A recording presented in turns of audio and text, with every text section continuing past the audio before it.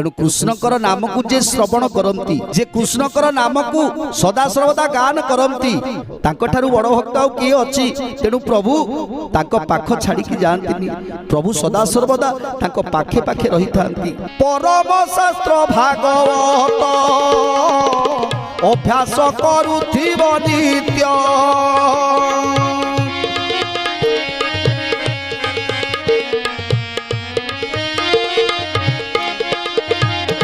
गोविंद नाम जार हृदे न पसे पुलक आनंदे।